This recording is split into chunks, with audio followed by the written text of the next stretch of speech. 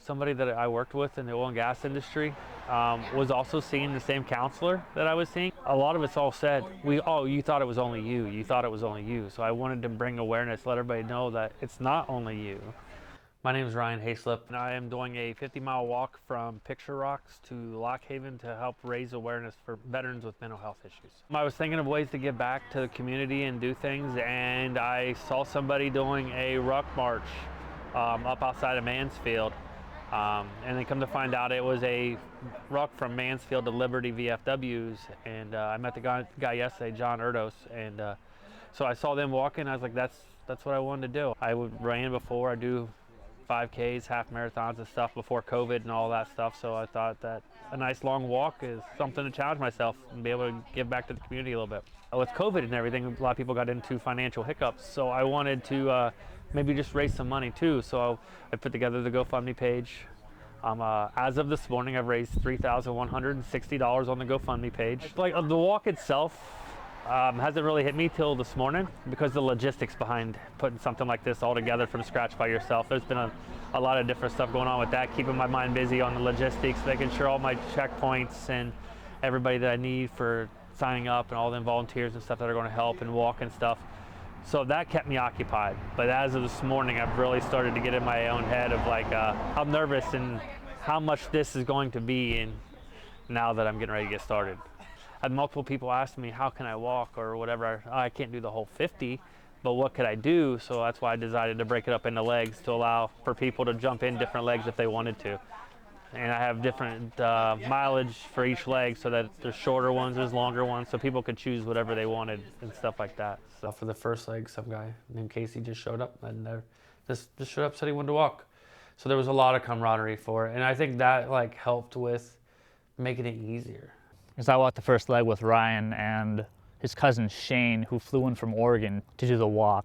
Well, it's a really great way to give back to my community, and these guys have given so much for our country, these veterans. It was the least I could do was walk 15 miles for them, support them.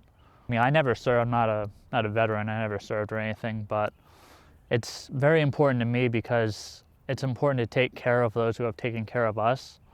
And I think it's great what Ryan did. He walked 50 miles for the veterans, and I couldn't be prouder of him. I couldn't be happier, and I just thought it was great to get out there and walk. Well, the first leg for me was meaningful because it wasn't the shortest leg, but at the same time, it definitely would have challenged me to do. It was 15 miles, and like before that, I had only walked 4 or 5 miles in training or in preparation. So it was really something to push myself, and I stayed with the Ryan of the lead pack the whole way, and I was really proud of that.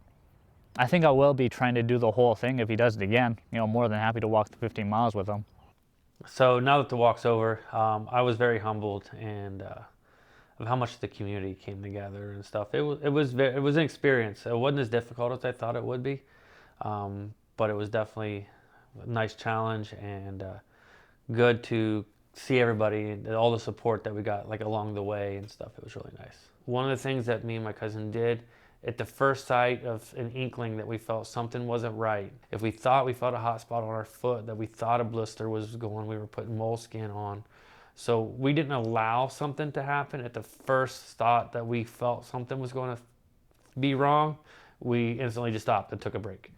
Like we weren't like, oh, let me push through this. No, because we knew how many miles we had to get through. And plus we both trained.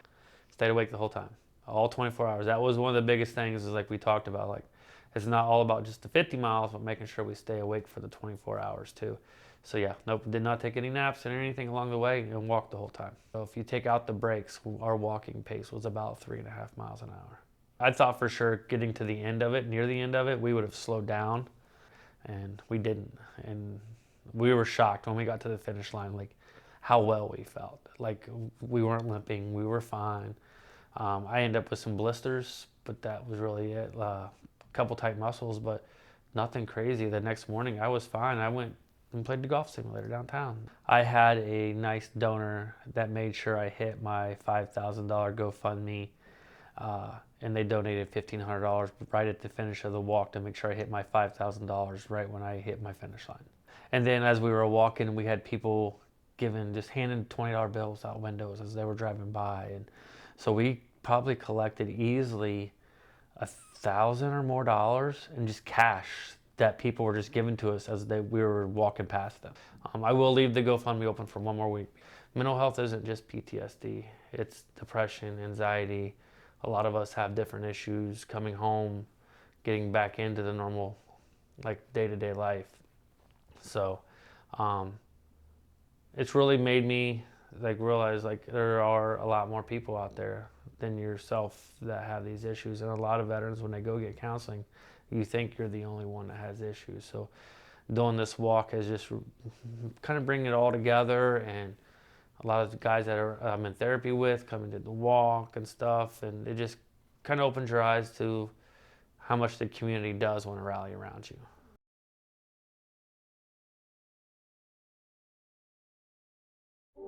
At UPMC, we're pioneering new ways to treat cancer, and we're working to prevent it. We're advancing new technology to look more closely at disease and helping you breathe easier. We perform the world's first heart-liver transplant, and we're experts at keeping your heart beating strong. We're a global team of more than 90,000, advancing care everywhere and delivering it closer to you.